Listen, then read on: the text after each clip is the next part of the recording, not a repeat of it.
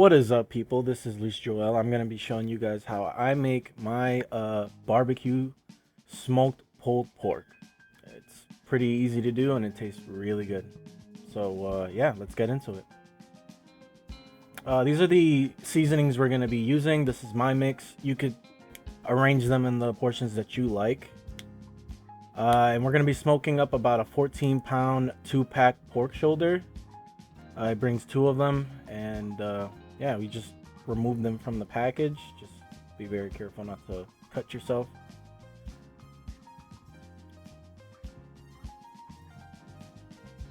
Be sure to remove the package and the all the purge that comes from it. That stuff is toxic, and you will get sick if you ingest that.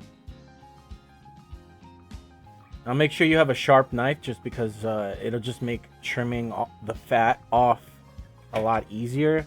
These 2 pork shoulders don't have too much of a big of a fat cap, but you know, I prefer less fat in my pulled pork, so I tend to trim more of it off than other people. But again, just do it however you like. If you like more fat, then just leave it in.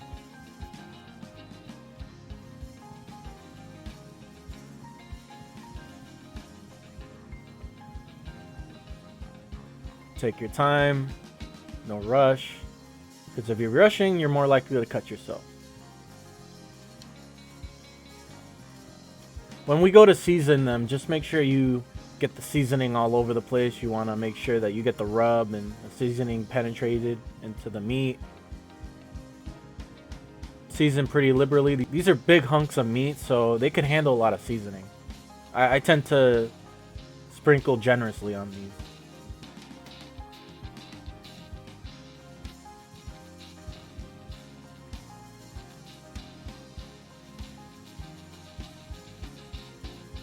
Yeah, that's how they look, nicely seasoned, and I'll see you guys in the smoker. I'm gonna be smoking today with my Nexgrill. It's a pretty cheap smoker I got from Home Depot. You know, it's not the fanciest thing ever, but it gets the job done. And we're gonna be burning with charcoal. I use a mixture of lump and briquettes, just because that's what I have. I'm gonna light this charcoal with some newspaper in my charcoal chimney. I don't like to use lighter fluid. I feel like it leaves a flavor in the food after you cook with it, so I tend to stay away from it. And plus, I hear, you know, lighter fluid tends to cause cancer and has chemicals in it that are, you know, bad for your health. We're up pretty early, so I have to use a lamp to see what I'm doing. But luckily, I have plenty of light to see everything, and hopefully the quality of the video doesn't suffer too much from the lighting. Alright, these charcoals are started to light now, and we're gonna get it going. Throw it in the firebox and start throwing my wood splits in there to get the smoke really going.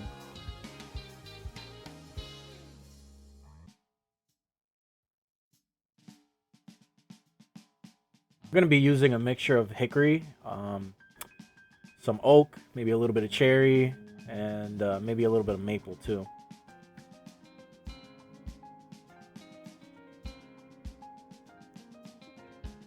Just blowing a little bit of air into the firebox to really get that first split, you know, burning hot, just to really get this kickstart this cook.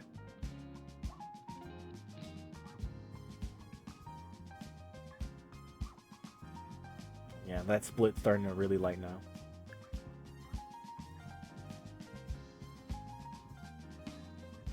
I'm gonna get these pork butts onto the smoker, and we're gonna leave these in and not check back on them until like 2 hours.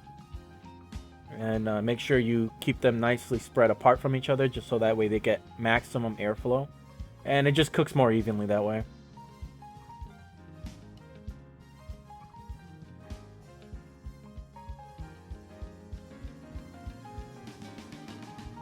So yeah, that's how they look, and I'm gonna catch you up in 2 hours and see how they look in 2 hours. Nice clean smoke.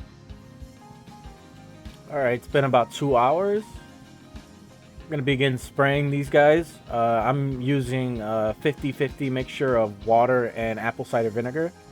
I'll be using my hog sprayer just because this thing really gives a nice even mist of spray. You know, get it nice and even. I'm not worried about cooling down the meat just because, you know, I hear that smoke adheres to cold and moisture. So I take it, the more you're spraying, the better bark you're gonna get.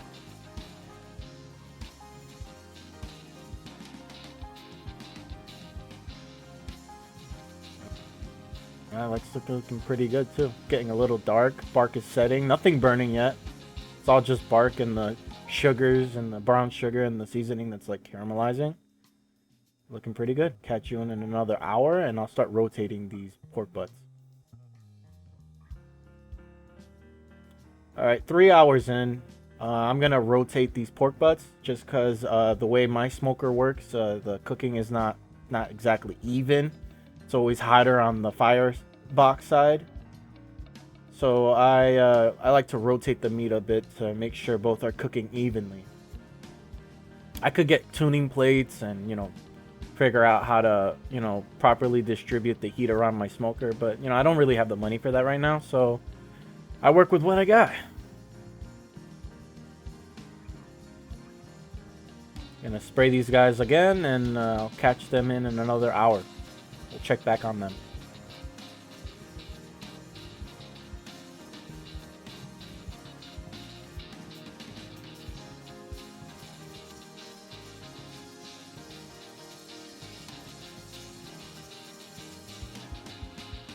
Alright, it's been about the 4-hour mark and these guys are really starting to get dark now. The bark is definitely starting to set and yeah, things are starting to look really good.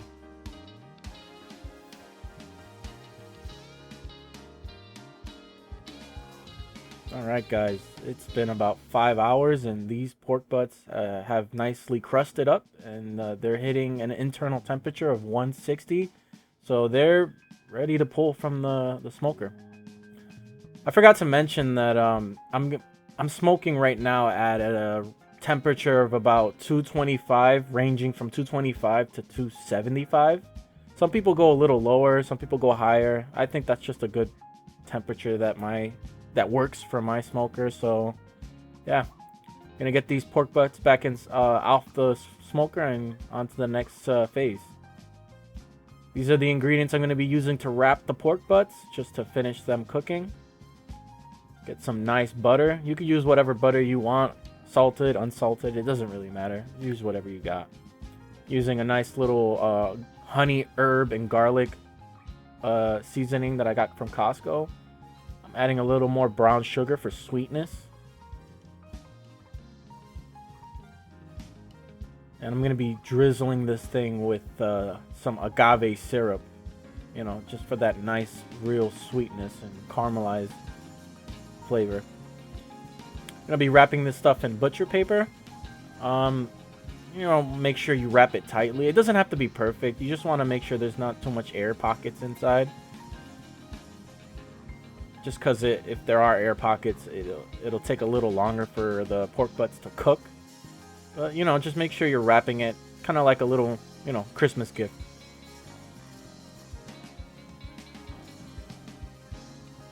Moving on to the next one. These guys are looking really dark, but I gotta tell you, that bark is going to be flavorful.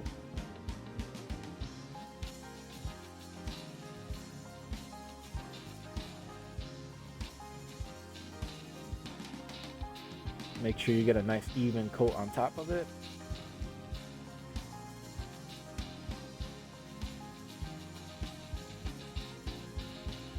If you don't like your pulled pork to be that sweet, then obviously you can go easy on these ingredients. You could just wrap it plain as is.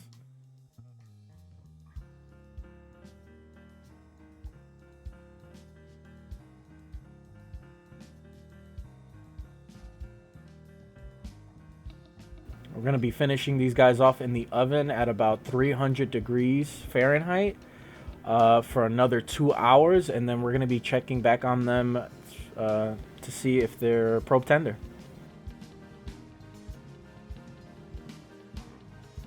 It's been about 2 hours, and we're gonna start checking these guys for probe tenderness.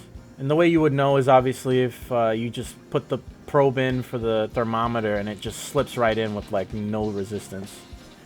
I mean, obviously besides the butcher paper, you want to pierce through the butcher paper, but once you get into the meat, you know, it just slides in like butter. That's how you know the meat's done. And that usually happens around, you know, ranging from 190 to 200. After you let these pork butts rest for a few hours, you want to remove it. Keep in mind to keep all the nice and, you know, all the fat and the juices that are in the packaging. You want to save that just because that's going to add the moisture and flavor to your final product.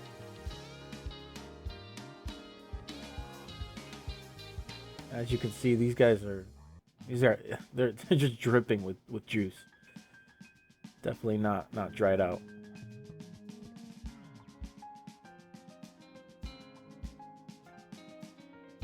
Gonna start pulling them apart. You can see this stuff just breaks apart. I don't even really have to try that hard to you know, pull it. You could fix it up however you guys want.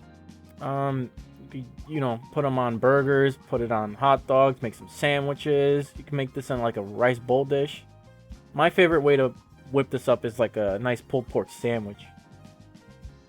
I fix it the way I like it. You know, I put it on a bun, put some barbecue sauce. This is Sweet Baby Ray's, and I add a little bit, just a little bit of coleslaw, just to cut the fat, you know. And there you guys have it. That's how I make my barbecue pulled pork. If you guys like this video, please make sure to like and subscribe, and I'll catch you guys on the next video. Peace.